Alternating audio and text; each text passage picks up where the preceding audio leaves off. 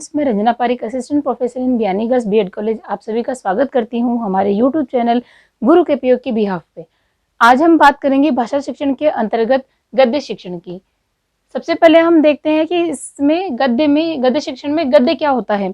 गद्य शब्द जो है वो गद्य को हम इस प्रकार से भी लिख सकते हैं, द और ये के मिलने से गद्य शब्द बनता है, जिसमें गद धातु है। गद धातु का गद का अर्थ होता है स्पष्ट कहना, अर्थात जिस भी रचना में बातों को स्पष्ट तौर पर कहा जाए वह गद्य रचना होती है। इसको और स्पष्ट रूप से समझने के लिए आगे हम देखते हैं साहित्य दर्पणकार जो साहित्यकार हैं उन्होंने क्या कहा है। संस्कृत की रचना है साहित्य दर्पण, जिसके रचनाकार हैं उन्होंने कहा है व्रत बंजो जगम गद्यजे, व्रत बंधोजतम गद्यजे, अर्थात व्रत बंधहीन रचना गद्य है। अर्थात व्रतबंध रचना का अर्थ यहाँ पर क्या होगा, साहित्य की जो विधाएं होती हैं उनमें एक होता है गद्य, एक होता है पद्य, रचना और व्याकरण। तो रचना और व्याकरण तो भाषा का नियमीकरण करता है। रचना क्रियात्मक रूप में अपने शब्दों में अभिव्यक्ति को रचना लेखन कहते हैं, यानी अपने शब्दों में नया सृजनात्मक लेखन जो होता है उसको रचना लेखन कहते हैं। और गद्य और पद्य में मुख्य अंतर जो आज तक माना गया है वो है इसमें छंद का अंतर। तो व्रतबंधहीन रचना का अर्थ यहाँ पर छंद मुक्त या छंद के बंधन से मुक्त जो रचनाएं होती है उसको हम क्या कहेंगे, गद्य कहेंगे। इसको और समझने के लिए देखते हैं अंग्रेजी में इसको क्या कहते हैं, इन इंग्लिश प्रोज कहते हैं। गद्य को इंग्लिश में प्रोज कहते हैं, जिसका अर्थ है straight direct language spoken of return without matter of rhyme. Rhyme का अर्थ भी क्या हो गया यहाँ पर, लय ताल और छंद से, लय ताल और छंद से। तो ऐसी भाषा लैंग्वेज स्पोकन ऑफ रिटर्न यानी लिखित भाषा का बोलना विदाउट मीटर ऑफ राइम, किसी भी लय या ताल के बिना लिखी हुई मौखिक भाषा को स्पष्ट रूप से कहना क्या कहलाएगा, प्रोज कहलाएगा। तो यहाँ पर स्पष्ट है कि गद्य और पद्य का जो मुख्य अंतर माना गया है अभी तक जो निकल कर आया है सामने वो है इसमें छंद का अभाव। तो गद्य की जो रचनाएं होती हैं उनमें छंद का अभाव होता है, अर्थात वो गद्य के रूप में अनुच्छेद और पैराग्राफ के रूप में लिखी जाती हैं। अरबी में भी जैसा कि हम देखते हैं, हमने हिंदी में देखा, संस्कृत में देखा, इंग्लिश में देखा, अब अरबी में देखते हैं। अरबी में नस्र या इबादत या नज्म का उल्टा जो होता है उसको क्या कहते हैं, गद्य कहते हैं। इस तरह से स्पष्ट है कि गद्य वो रचना होती है साहित्य के अंतर्गत जिसमें छंद का अभाव होता है, लय ताल का अभाव होता है, स्पष्ट रूप से स्पष्ट शब्दों में अनुच्छेद के रूप में जो रचनाएं लिखी जाती हैं उनको हम गद्य कहते हैं या गद्यात्मक पाठ कहते हैं। गद्य की बहुत सारी विधाएं हैं। प्रारंभिक काल में हमारा जो वैदिक साहित्य है, जैसे कि ऋग्वेद, यजुर्वेद, सामवेद, ये विश्व का सबसे प्राचीन साहित्य है। और विश्व के सबसे प्राचीन साहित्य में भी सबसे जो प्राचीन जो है उसमें पद्यात्मक रूप में वैदिक साहित्य हमारा लिखा गया है। और संगीत का वर्णन जो किया गया है वो ये सामवेद में और किया गया है। तो हमारा जो सबसे प्राचीन साहित्य है वो भी पद्यात्मक रूप में है, इसलिए गद्य का विकास और गद्य का इतिहास है वो बहुत ज़्यादा पुराना नहीं है। गद्य को हम और स्पष्ट देखने के लिए कह सकते हैं कि गद्य कविनाम निक्सम वदंती, हमारे वैदिक साहित्य में, संस्कृत साहित्य में कहा गया है कि गद्य कविनाम निक्सम वदंती, यानी गद्य जो है वो कवियों की कसौटी है। अर्थात जो लेखक होते हैं वो कविता करना तो फिर भी लयात्मक और ताल के रूप में तो फिर भी एक ही ताल के ऊपर चलना आसान होता है, लेकिन गद्य के रूप में बिना लय ताल के अपनी बात को स्पष्ट और सारगर्भित तौर पर कह पाना थोड़ा सा मुश्किल हो जाता है और उसमें पाठकों की रुचि बनाए रखना। तो गद्य जो होता है इसीलिए गद्य को कवियों की कसौटी कहा गया है।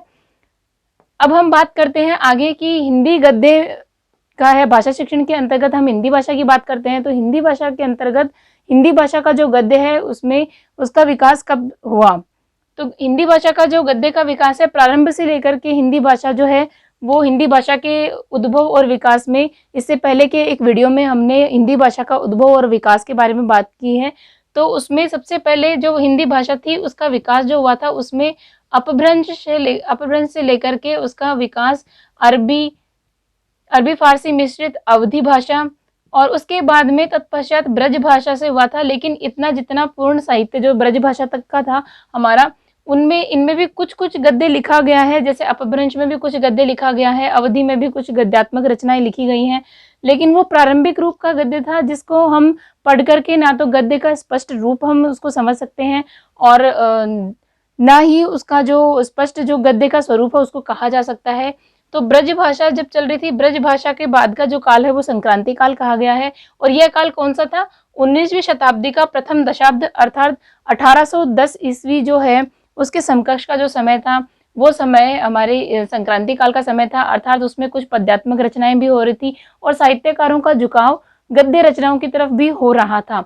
तो गद्य रचनाओं के हिंदी खड़ी बोली और हिंदी भाषा के ब्रज मिश्रित जो प्रमुख जो इसका गद्य प्रारंभिक काल का जो गद्य रहा है उसके प्रमुख जो लेखक हैं वो मुंशी सदासुखलाल, सूरती मिश्र, इंशा अल्लाह खां और इस तरह इन चारों कवियों ने मिलकर के और हिंदी गद्य का विकास में मुख्य भूमिका निभाई। इनकी जो रचनाएं हैं, सुख सागर है, नासिक केतोपाख्यान है, उदयभान चरित है, इन सबको प्रारंभिक गद्य की रचनाएं कहा जाता है। परंतु इनमें गद्य के मुख्य मुख्य तत्वों का कुछ अभाव होने की वजह से इनको संपूर्ण गद्य रचनाएं नहीं कहा जाता है, लेकिन इन्होंने गद्य को प्रतिष्ठित करने में अपना महत्वपूर्ण योगदान दिया। लेकिन 18वीं शताब्दी के मध्य में एक भारतीय साहित्य के उदीयमान सितारे, महत्वपूर्ण सितारे जो हैं भारतेंदु हरिश्चंद्र जो हुए थे कवि लेखक, इन्होंने भारतीय हिंदी साहित्य में अपना बहुत महत्वपूर्ण योगदान दिया। जितनी कम उम्र में इन्होंने जितना अच्छा साहित्य लिखा है, जितना अच्छा इन्होंने साहित्य को आगे बढ़ाने में योगदान दिया है, वह अद्भुत हैं, अद्वितीय हैं। भारतेंदु हरिश्चंद्र ने प्रारंभिक गद्य की रचनाओं में सबसे पहले कहानी, फिर नाटक, उपन्यास,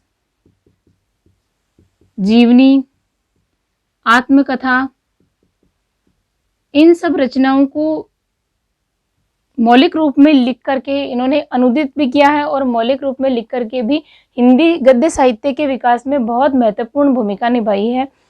भारतेंदु हरिश्चंद्र के बाद में पंडित महावीर प्रसाद द्विवेदी हुए थे, जिनकी सरस्वती पत्रिका के माध्यम से इन्होंने सरस्वती पत्रिका का संपादन इन्होंने 1902 से संभाला था। 1902 से लेकर के 1920 तक का जो काल था वो महावीर प्रसाद द्विवेदी का जागरण सुधार काल रहा है, जिसमें इन्होंने न केवल हिंदी भाषा की खड़ी बोली को हिंदी भाषा के रूप में प्रतिष्ठित और परिमार्जित करके हिंदी की खड़ी बोली को महत्वपूर्ण स्थान दिया, बल्कि इन्होंने गद्य की जितनी भी विधाएं थी उन गद्य की सभी विधाओं का भी उन्होंने परिमार्जन किया और जितने आने वाले नए जो लेखक थे, युवा जो शक्ति थी, उसको हिंदी की गद्य विधाओं में लिखने के लिए प्रेरित करके एक नए जो साहित्य का युग था, नए साहित्य के युग का पदार्पण इन्होंने किया।